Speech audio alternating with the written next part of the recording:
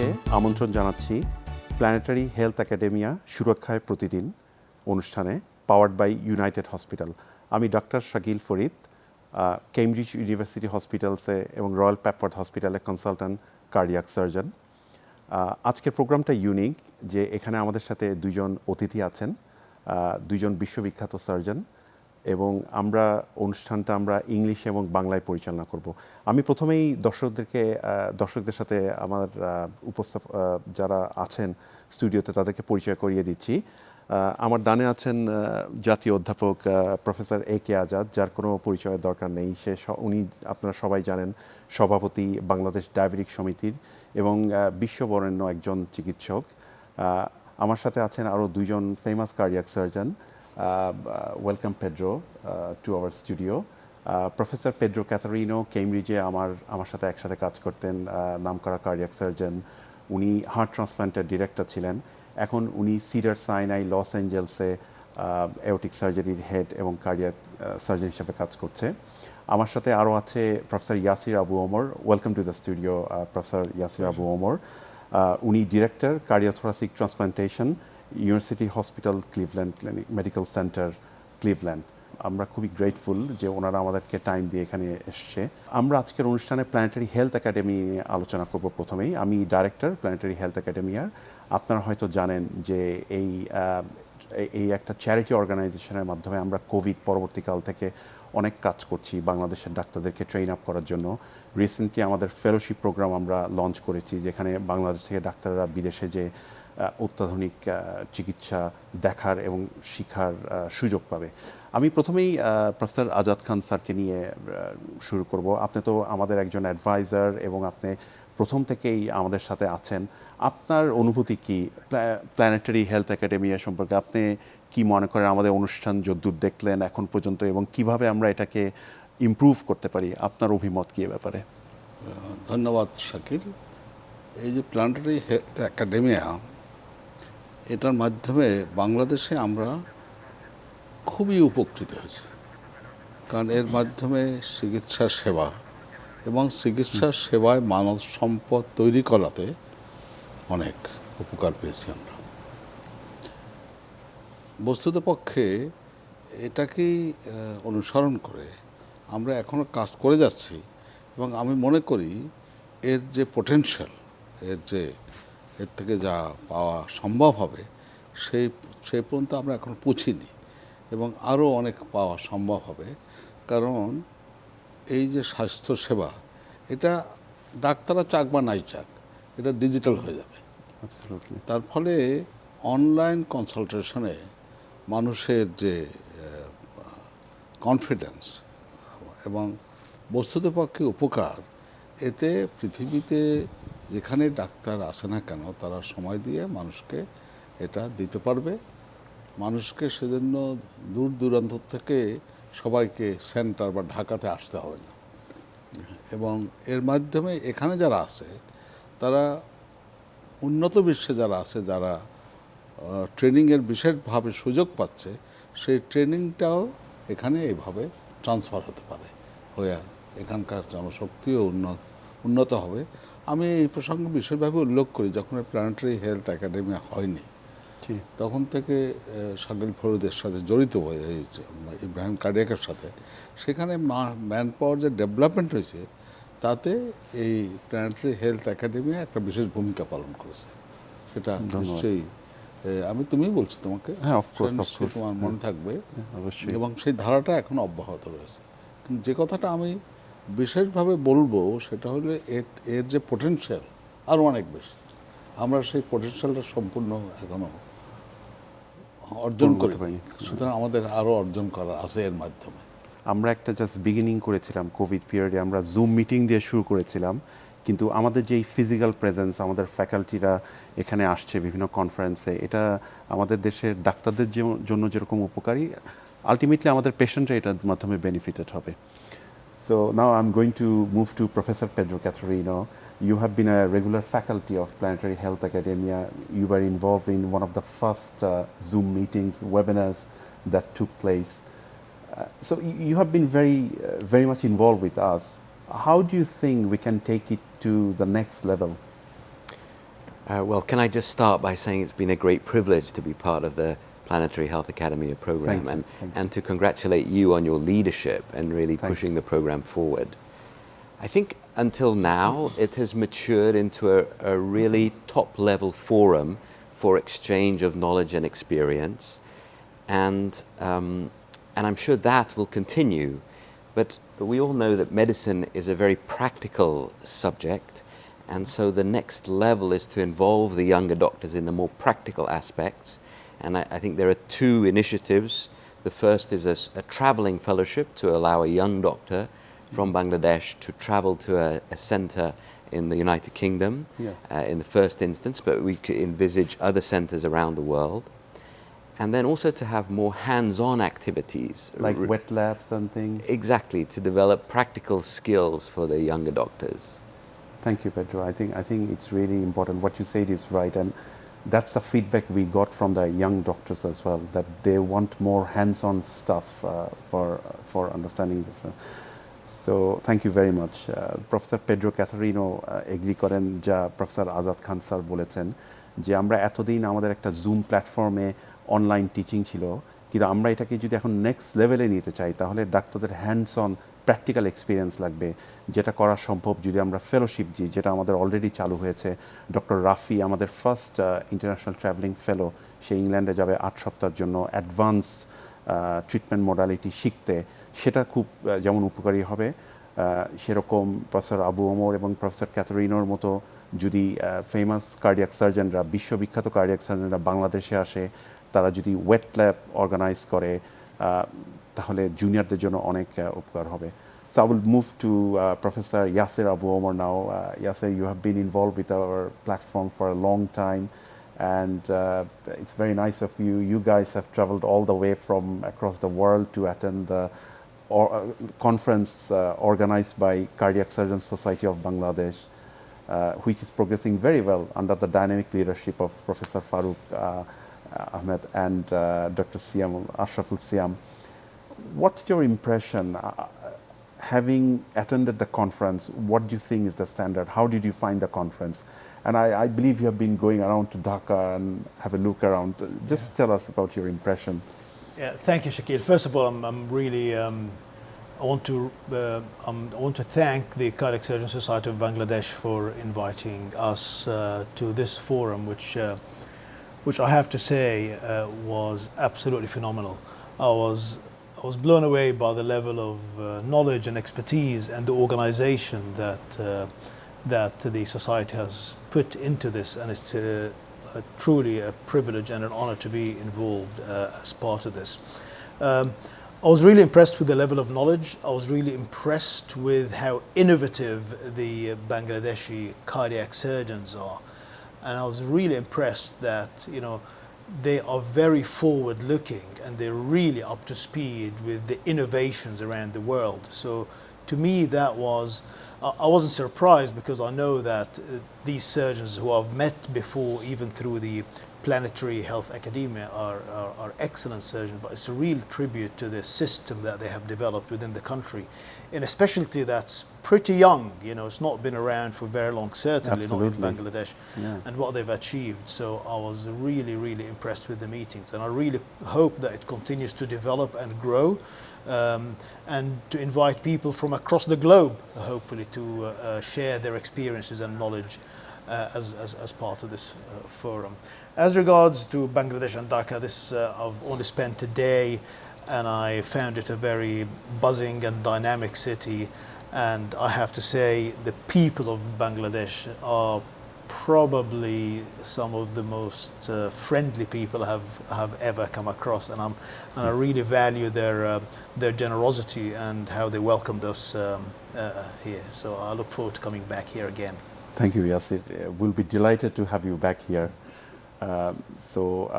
Professor Yasir Abu Omar যেটা বললেন, উনি আমাদের cardiac surgeon society of Bangladesh তারা একটা কনফারেন্স অর্গানাইজ করেছিল।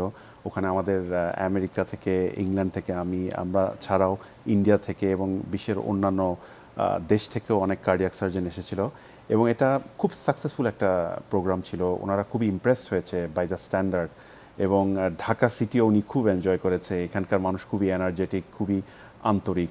সো তারা খুবই এক্সাইটেড যে তারা বাংলাদেশে আসতে পেরেছে। এবার আমরা একটু সামান্য ডিফারেন্ট টপিক নিয়ে কথা বলবো, আমরা অর্গান ট্রান্সপ্লান্টেশন নিয়ে কথা বলবো। সো আপনারা জানেন, আমি প্রফেসর আজাদ খান স্যারকে দিয়েই প্রথমে শুরু করব, যে আমাদের দেশে খুব সাকসেসফুলি কিডনি ট্রান্সপ্লান্ট হচ্ছে এবং আপনাদের ইনস্টিটিউটে প্রথম লিভার ট্রান্সপ্লান্টেশনও হয়েছে। কিডনি অ্যান্ড লিভার আমরা জানি আমরা লিভিং ডোনার থেকে নেই, মানে মৃত লোকের থেকে নেই না, কিন্তু আমরা হার্ট ট্রান্সপ্লান্ট, লাং ট্রান্সপ্লান্ট এগুলি আমাদের ব্রেইন ডেড পেশেন্টদের থেকে নিতে হয়। সো এগুলি খুব সেন্সিটিভ জিনিস। আপনার কি মনে হয় বাংলাদেশের সাপেক্ষে এটা কি সম্ভব নাকি কখনো করা? অন্যরা যখন পারে বাংলাদেশেও তো সম্ভব বটেই, সে ব্যাপারে আমার কোনো সন্দেহই নাই।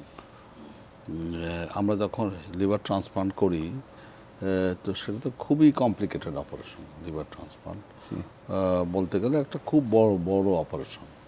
তো যাই হোক, তো লিভার ট্রান্সপ্লান্ট বা কিডনি ট্রান্সপ্লান্টে একটা হলো এটা একজন মানুষ জীবিত অবস্থায় দান করতে পারে, তার কোনো ক্ষতি হবে না। কিন্তু হার্ট ট্রান্সপ্লান্ট কেউ জীবিত অবস্থায় দান করতে পারে না, যদিও সে উইল করে বলে যেতে পারে যে আমার মৃত্যুর পরে হার্ট নেওয়া যাবে। তাহলে হার্টটা নিতে হবে মানুষের মৃত্যুর পরে। অ্যাবসলিউটলি। তো অধিকাংশ দেশেই যেখানে হয় সেখানে হার্টটা রোড ট্রাফিক অ্যাক্সিডেন্ট এসব জায়গাতে হয়। কারণ হাসপাতালে যারা এমনি অসুখে মারা যায় তাদের অনেকেরই হার্ট তো আর ওরকম সুস্থ থাকে না। অ্যাবসলিউটলি।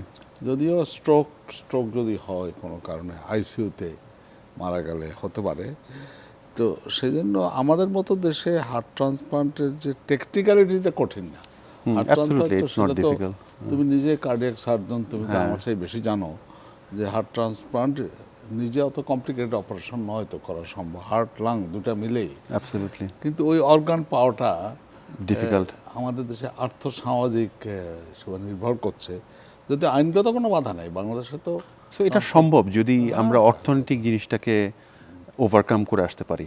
সোশিও যেমন এখন রাস্তায় যদি একটা লোক রোড অ্যাক্সিডেন্ট হয়, হলে পরে সে হার্ট নিয়ে আসবে ইত্যাদি, তাহলেও যদি একেবারে সাস্টেইনড আমরা চেষ্টা করি, তো তাহলে যেখানে সবগুলো আছে, যেমন আইসিইউ আছে, বড় হসপিটাল আছে, সেখানে যারা মারা যায় তাদের মধ্যে কারো হার্ট তো ট্রান্সপ্লান্টেবল বা ট্রান্সপ্লান্ট উপযোগী।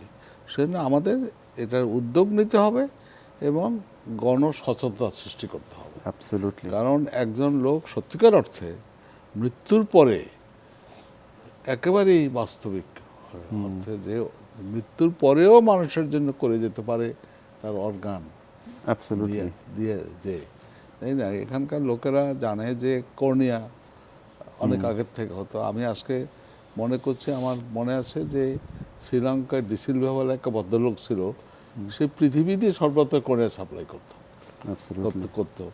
তো সেরকম মানে মৃত্যুর পরে কর্নিয়া নিয়ে নিতেন। কিন্তু ডিসিলভা অনেক কোনো প্রতিষ্ঠান করে যাননি, তারপর ওনার মৃত্যুর পরে একটা সাস্টেন করেনি।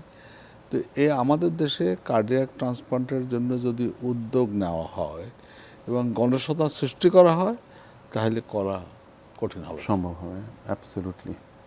না, ধন্যবাদ। আপনি খুব সুন্দরভাবে সামারাইজ করেছেন যে এটা একটা বিরাট প্রবলেম, কেননা হার্টটা আসে অ্যাকচুয়ালি মৃত লোকদের থেকে, যাদের ব্রেইন ডেথ আপনারা জানেন, আপনি যেটা বললেন। সো এটা একটা লজিস্টিক ইস্যু করতে পারে। কিন্তু আমি আরেকটু বলি, জি, কারণ কোনো অসুখ আছে যেটা আমার সাথে তুমি বেশি জানো, যেহেতু আমি পাবলিকের উদ্দেশ্যে বলছি, যে ওর শেষ চিকিৎসাটা হার্ট ট্রান্সপ্লান্ট। সেটা তো মানে কার্ডিওমায়োপ্যাথি হয়ে যখন একেবারেই অচল হয়ে গেল, তো সে তো চিকিৎসাতে হার্ট ট্রান্সপ্লান্টে আর তো কিছু নাই, এবং তাহলে সে এবং করে ফেললে নবজীবন, তাই না? অ্যাবসলিউটলি। না, আমি আপনার সাথে টোটালি এগ্রি করি। আমাদের উপমহাদেশে একদম পুরো সাউথ ইস্ট এশিয়াতে যেই প্রবলেমটা দেখা যায়, যে যেমন ওয়েস্টার্ন ওয়ার্ল্ডে মানুষ রেগুলার জিপির কাছে যায়, তারপরে তাদের রেগুলার হেলথ চেক আপ হয়, কিন্তু আমাদের এই জিনিসটা বাংলাদেশে নেই। রেগুলার হেলথ চেক আপ হওয়া, ডায়াবেটিস খুব বেশি হয়, তারপর অনেকের হাইপার টেনশন আছে, আমাদের লাইফস্টাইল অনেক ডিফারেন্ট। সো দেখা যায় যে বাংলাদেশে যাদের করোনারি আর্টারি ডিজিজ হয় তাদের কিন্তু খুব অ্যাডভান্স ডিজিজ হয়, তাদের ভেসেলগুলোর সাইজও খুব ছোট করোনারি আর্টারির, এবং তাদের রেজাল্টও খুব ভালো না। অনেক সময় দেখা যায় যে অনেক ইয়াং পেশেন্ট আসে যারা হার্ট ফেলিয়ার নিয়ে প্রেজেন্ট করে। So I will go to Pedro next. Pedro, heart disease is a big problem in our country. You know, we are all scared of Asian patients coming with coronary artery disease because they have really small vessels, and the incidence of heart failure is actually quite high in a relatively younger population in this country. So if we are to develop a heart transplant program, what are the logistics involved? Because you have led one of the biggest transplant programs in the world when you were in Cambridge. Can you tell us a little bit how do we do that? So I can. It's a very difficult question, and I try and think about it in two parts. So one part is the medical side, and management of heart failure is a complex specialty, and it requires a lot of multidisciplinary teamwork. And I have to say I've been very impressed at the recent Cardiac Surgeon Society of Bangladesh conference that showed that cardiologists and surgeons are already working well together and using advanced treatments for heart failure, such as left ventricular assist devices. So on that side, I think the medical system is quite mature and ready to step in and offer heart transplantation. On the other hand, we have the issue of somebody having to die in order for there to be a donor organ to have a transplant. And I would say two things about this side of it. The first is that all the solid organ transplants are remarkable treatments. They work extremely well. So somebody who has organ failure is transformed by having a transplant. They're very effective.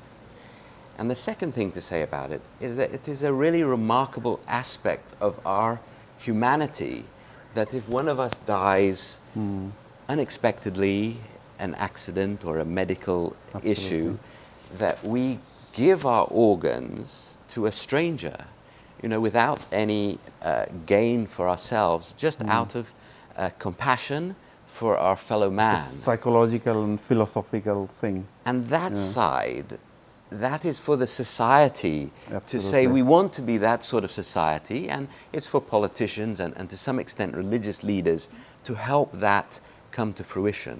Absolutely. So those are the two things that I think need to happen to result in a successful heart transplant program. No, thank you, Pedro. I think this is exactly what I think when I think about heart transplant in this country. So professor Pedro Catarino যেটা বললেন in a nutshell, সংক্ষেপে আমি যেটা বলতে চাই যে heart transplant বাংলাদেশে করতে হলে এখানে দুইটা অ্যাসপেক্ট দেখতে হবে। একটা হচ্ছে মেডিকেলি কি সম্ভব নাকি, আমাদের কি ওই এক্সপার্টিজ আছে নাকি করার মতো। সেকেন্ড থিং হচ্ছে যে এটার এথিক্যাল সোশ্যাল দিকটা, সামাজিক দিকটা। এখন প্রফেসর আজাদ খান স্যারও বললেন যে মেডিকেলি এটা সম্ভব, কেননা টেকনিক্যালি এটা খুব ডিফিকাল্ট অপারেশন না, এবং আমাদের দেশের যে সার্জনরা আছে, কার্ডিওলজিস্টরা আছে, তারা কিন্তু একটা অপারেশনে খুব ভালোভাবে কাজ করে, যেটা প্রফেসর পেড্রো ক্যাথারিনো বলল। সো ওই দিকটা কিন্তু সম্ভব, মেডিকেল দিকটা সম্ভব, এবং এটা কিন্তু হচ্ছেও বাংলাদেশে। আপনারা দেখেছেন ইউনাইটেড হসপিটালে কিছুদিন আগে এলভ্যাট, লেফট ভেন্ট্রিকুলার অ্যাসিস্ট ডিভাইস, যেটা একটা হার্ট যেটা ফেইলিং একটা পাম্প স্থাপন করে হার্টটাকে সাহায্য করছে। কিন্তু এই নেক্সট লেভেলে নিতে হলে, হার্ট ট্রান্সপ্লান্ট করতে হলে এটা কিন্তু সম্ভব আমাদের পক্ষে। কিন্তু আমাদের সামাজিক যেই একটা প্রবলেম আছে সেই জিনিসটাকে ঠিক করতে হবে। আমাদেরকে মেন্টালি অ্যাকসেপ্ট করতে হবে যে আমাদের আত্মীয় স্বজন কেউ যদি মারা যায় এবং তাদের হার্ট যদি সুইটেবল হয় আরেকজনের জন্য, সেটা আমরা দিতে কি রাজি আছি নাকি। এটা অবভিয়াসলি রিলিজিয়াস ব্যাপার আছে, সামাজিক ব্যাপার আছে, এই জিনিসগুলো আমাদেরকে চিন্তা করতে হবে। জি, যে ধর্মের দিক দিয়ে আমাদের সাথে অধিকাংশই মুসলমান মানুষ, তো জি এক্স্যাক্টলি ধর্মের দিক দিয়ে ফতোয়া নেওয়া হয়েছে। আচ্ছা, এবং অর্গান ডোনেট করা সম্ভব, এটা সম্ভব না, এটা এনকারেজ করেছে আমাদের ধর্মে। আচ্ছা, দিলে পরে এটা ধর্মের দিকে কোনো বাধা নাই, বরং সে সওয়াবের কাজ। না, এটা খুব ইন্টারেস্টিং। এই জিনিসটা অ্যাকচুয়ালি আমিও জানতাম না। আপনি একটা খুব ইম্পর্টেন্ট ইনফরমেশন দিলেন যে ধর্মের দিক থেকে এটা বাধা না। আমি প্রফেসর ইয়াসির আবু ওমরের কাছে আসবো। Yasir, you are a Muslim as well, you understand the discussion going on, because Pedro has alluded to the medical aspect which is possible. It's the social and the religious aspect that we are a little bit worried about. What's your impression about this, and how do we get around this problem? I think it's a complex topic, and it really does apply, as you mentioned. It's a social issue. It's an issue of religious leadership. But really, it is really for the society to decide as a whole if this is the right direction that this is going to be driven into. And there's no question that this is, looking at the religion of Islam and the countries where the religion is emanates from, which is Saudi. They have very, very mature heart transplant because you have been programs there. involved with that. Both of us actually, Yes. Professor Katerina and myself, we actually helped them, get the blueprint to start their program a few years ago, and in one of the units. But they already have a running program there. So there is precedence for this, and we can all learn from that. We can engage with them and start applying the same principles that we have. So I think none of these barriers that I heard are insurmountable, and the reality is that establishing a heart transplant program, and hopefully a lung transplant program as well in Yes, Bangladesh absolutely. is a true It's very reality. important. You have the skill, you have the expertise, you have an incredible teamwork, as Pedro alluded to earlier, and I see no barriers really. Well, thank you. Will you guys be able to help us? Come and help It us? would be an honor and privilege, absolutely. Thank you very much.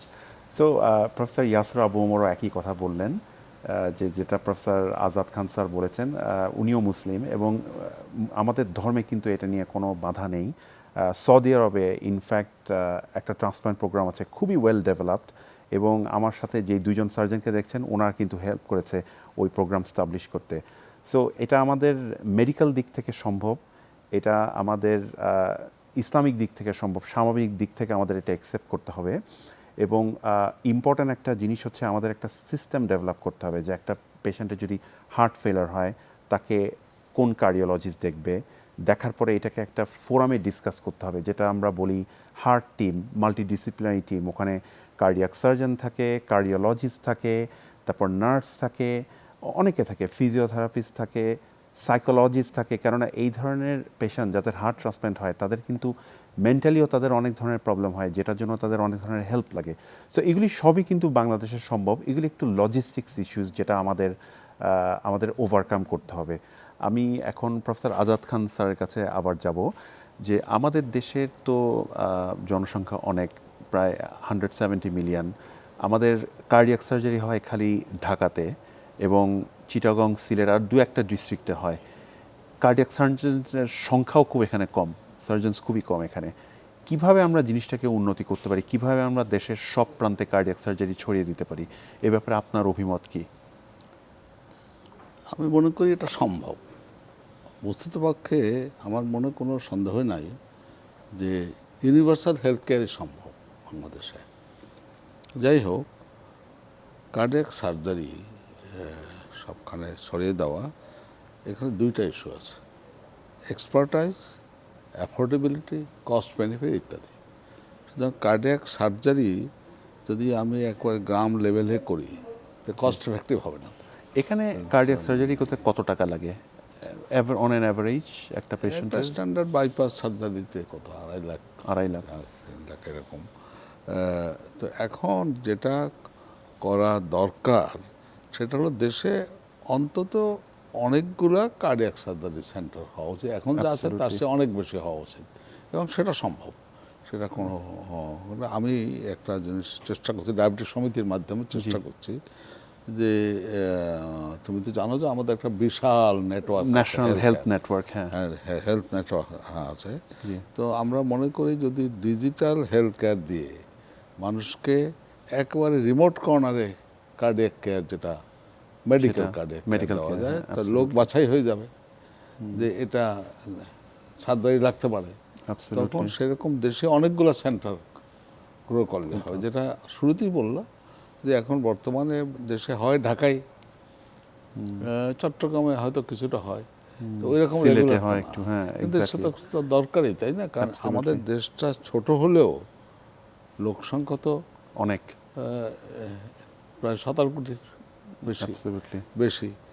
তাহলে 17 কোটি লোক ইউরোপে কোন দেশে আছে? ইংল্যান্ডে খুবই কম। বস্তুত পক্ষে যদি 60 বছরের বেশি লোককে ধরা হয় বয়স্ক, তো 2 কোটির বেশি 60 বছর লোকই আছে আমাদের। অ্যাবসলিউটলি, তো 2 কোটি লোক ইউরোপে 5টা দেশ বাদ দিলে কারোরই নেই। কারণে তো সুতরাং আমাদের আরও অনেক সেন্টার করা দরকার এবং সেখানে ট্রেন ম্যান পাওয়ার, শুধু আরও ম্যান পাওয়ার ট্রেনিংয়ের আরও ব্যবস্থা করতে হবে। অ্যাবসলিউটলি, সেটা আমার মনে আছে যখন আমরা ডায়াবেটিক সমিতিতে শুরু করি, তো লিমিটিং ফ্যাক্টর হলো কি যে পাওয়া যাচ্ছে না, হার্ট লাং মেশিন চালাবার লোক পাওয়া যাচ্ছে না। হ্যাঁ, পারফেকশন ইজ খুবই ইন্টিগ্রেটেড ইম্পর্ট্যান্ট, লাগবে জিনিসটা, টিম বিল্ড করতে হবে টিম বিল্ডার। এবং এটা সাস্টেইনলি প্ল্যান করলে এটা সম্ভব। এ ব্যাপারে আমার কোনো সন্দেহ নেই। তার মানে আপনি খুব একটা ইম্পর্টেন্ট জিনিস এমফাসিস করেছেন, খালি সার্জন ডেভেলপ করতে হবে না, টিম ডেভেলপ করতে হবে, পারফিউশনিস্ট, অ্যানেস্থেটিস্ট, ট্রেইন নার্সেস, যেটা আমরা বিদেশে দেখি, এটা absolutely necessary, team work. Absolutely. Thank you. So I will go to Professor Abu Omar first. You are the training program director for one of the best cardiac training programs in UK, Cambridge Deanery, and you trained lots of surgeons, including myself. Now, one of the issues we have in our country is the population is quite big. We have 170 million. There are only 10, 12 cardiac centers, 3 or 4 big centers. We don't have enough surgeons. And outside Dhaka, there are only 1 or 2 cities where cardiac surgery takes place. How can we train the manpower? How can we come up with an organized system? And can you tell us a little bit about the UK system so that we can copy that here as well? No, sure. I mean, there's clearly a need to develop cardiac services in a country that is vast and of such a large population. And, there's the demands of the modern world is that you need to grow. And we find this in the Western world as well as around this region. And actually, to develop these services, first of all, the goal is going to be to bring the services closer to home for these patients. Absolutely. The patient doesn't have to travel or take a plane for 2 hours to get to Dhaka to have cardiac surgery. No, I think you want to be able to provide the services closer to home. Locally, and this has always been a success for the society as a whole. And if you look across the globe, this is the best. Of course, there are areas where you require quaternary care, and like if you develop transplantation, I'm sure it's going to be focused in one main center where patients are going to come from outside. But for the majority of the other services, it's important that it's closer to these patients' homelands. The other issue is with cardiac surgery. I don't think we could fool ourselves by saying developing adequately trained surgeons is going to be enough. Okay, Absolutely. You're going to invest in the whole infrastructure for cardiac surgery, because if there's one specialty that there is equal importance for every member of the team Teamwork. to form a whole body of cardiac surgery, it is that specialty, and this is important that the investment occurs on all fronts, not just with Surgical training the front, cardiac yeah. surgeons. But Absolutely. clearly, we wouldn't be here and discussing this if the cardiac surgeons are not a very critical part of the development of the service. And nothing is closer to my heart as part of my daily work than also training the new generation of cardiac surgeons. And apart from the fact that I utterly enjoy it, we continue to learn over the process. For the period that I was the program director, and we continue to learn and evolve. And while there is priorities to be able to grow the workforce in cardiac surgery by training more people, we cannot allow this strive for quantity to compromise the quality of trainees. That said, what I've seen in the last couple of days are people that are truly dedicated, highly intelligent, truly motivated people who will, I have no doubt, they will become critically important for the society and very, very successful cardiac surgeons. What I would say is that developing a program, and our experience is that we had a very structured programs, and we didn't develop surgeons that are capable just to deliver technically. That we also delivered surgeons who are good leaders, surgeons who have the knowledge, who have the academic ability to drive cardiac surgery forward. And this is important that we don't forget these important aspects of the structured training. But also, I would advise them to gain some diversity in their training by really visiting you and me and Professor Caterino in centers to see how things are done differently, to be agile surgeons who know that there are more than one way to do the procedure or the operation, Absolutely. and to increase their knowledge base and diversification of their training. I mean, I totally agree with you. And even though we had one of the best training system in the country, you still encourage me to go abroad, to Belgium, to get advanced training. It always helps. Professor Caterino, you want to chip in and say something about this? And how do you train your trainees in the States? So I would echo what Professor Abu Omar said about, we have been very impressed with the young doctors we've met here over the last few days. And so I think that's very encouraging for the future. What I would say is I've been a trainee in the UK and in the US. And I've been a trainer in the UK and in the US. And learning surgery is a little bit of an apprenticeship. And sometimes I had good trainers. Sometimes I didn't gel so well with my trainers. And the thing that made the UK and the US very strong training programs was that above our interaction was a body that set the standards and set the Oversaw competencies everything. and Absolutely. made sure that each individual trainee was not being left behind, was Absolutely. meeting the level necessary to qualify as a cardiac surgeon at the end of the day. And so both the UK and the US had very strong programs for delivering these doctors at the end of a fixed period. And it was monitored properly. Yes. So I would encourage Bangladesh to develop a similar system. Do we have any monitoring system for to see how the training is going? If a trainee is suffering, is there a body which takes care of it? আমার মনে হয় যদি আমি straight উত্তর দিই, জি ওই রকম organise নাই নাই। কিন্তু তো থাকা তো দরকার। আমরা দর্শকদের জন্য যাদের জন্য একটু সুবিধা হবে বোঝার জন্য আমরা যেটা নিয়ে আলোচনা করছি যে সার্জিক্যাল ট্রেনিং নিয়ে আমরা আলোচনা করছি। তো professor Pedro Catarino, professor Yasir Abu Omar যেটা বলছিল যে ট্রেনিং কিভাবে হচ্ছে, জুনিয়রদেরকে কিভাবে ট্রেন করা হচ্ছে, সেটা মনিটরিং করার জন্য ইংল্যান্ডে আমেরিকাতে কতগুলো বডি আছে যে তারা ওভারসি করে যে ট্রেনার কি ট্রেনিকে ঠিকমতো ট্রেন করছে না, কারণ এটা ইম্পর্টেন্ট, আমাদের নেক্সট জেনারেশনকে ট্রেন করতে হবে। সো আমি ওটাই প্রফেসর আজাদ খান স্যারকে জিজ্ঞাসা করলাম যে আমাদের এরকম কোনো বডি আছে নাকি। আপনি বলছিলেন এরকম নেই এখন। থাকা তো উচিত এই মেডিকেল ডেন্টাল কাউন্সিল, তাদের একটা বডি থাকার কথা, যে তারা তো পাবলিকের সুরক্ষা তো তাদের লিগ্যাল দায়িত্ব। সেটা আসলে অত প্র্যাকটিক্যাল ওয়ার্ক মেবি এটা একটা ইম্পর্টেন্ট জিনিস ডেভেলপ করা যেতে পারে, এটা করা উচিত তো বটেই। প্রত্যেক ইনস্টিটিউশন যেখানে ট্রেনিং হয় সেখানে একটা ইন্টারনাল তো আছে আমাদের, যেমন ডায়াবেটিক সমিতি যেটা আছে ইব্রাহিম কার্ডিয়াক, সেখানে তো কমিটি আছেই।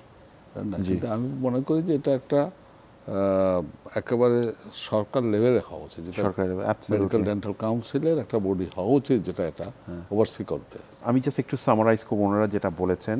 ফার্স্টে প্রফেসর ইয়াসির আবু ওমর যেটা বললেন যে উনি আমাদের সাথে এগ্রি করে যে বাংলাদেশ একটা 17 কোটি দেশের লোক, এখানে হেলথ কেয়ার সার্ভিসের সব জায়গাতে থাকতে হবে, স্পেশালি হার্ট সার্জারি, কেননা আমাদের কিন্তু খুব ঢাকা চিটাগং কেন্দ্রিক, চট্টগ্রাম কেন্দ্রিক সাপ্লাই আমরা এখন দিচ্ছি কার্ডিয়াক সার্জারির। আপনি যদি ইংল্যান্ডে দেখেন, ইংল্যান্ডের জনসংখ্যা হচ্ছে 5 কোটি, আমাদের প্রায় 35টা কার্ডিয়াক সেন্টার।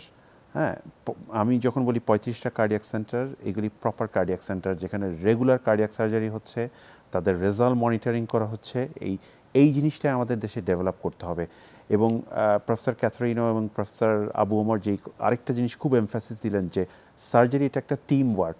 আপনার যেমন একটা ফুটবল টিমে আপনি যদি খালি একটা খুব ভালো প্লেয়ার থাকে হবে না, আপনার একটা ভালো গোলকিপার লাগবে, ভালো একটা স্ট্রাইকার লাগবে। জিনিসটা কিন্তু সেরকম, একটা কার্ডিয়াক সার্জারি, একটা হার্ট অপারেশন করতে 7 থেকে 8জন লোক লাগে, 2-3 জন সার্জন লাগে, ভালো অ্যানেস্থেটিস্ট লাগে, পারফিউশনিস্ট লাগে যারা হার্ট লাং মেশিন রান করে, ট্রেইনড নার্স লাগে। তারপর আমরা বিদেশে সার্জিক্যাল কেয়ার প্র্যাকটিশনার বলি, যারা স্পেশালিস্ট নার্স, হাতের থেকে রগ নেওয়া অথবা পায়ে থেকে রগ নেয়।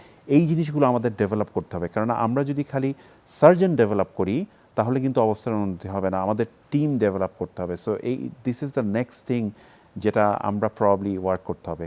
সো আমি দর্শকদের সবাইকে ধন্যবাদ দিব আমাদের আলোচনা এতক্ষণ শোনার জন্য, এবং অ্যাট দ্য সেম টাইম আমি আমার সাথে আলোচক ছিলেন প্রফেসর আজাদ খান, আমি ওনাকে ধন্যবাদ দিব।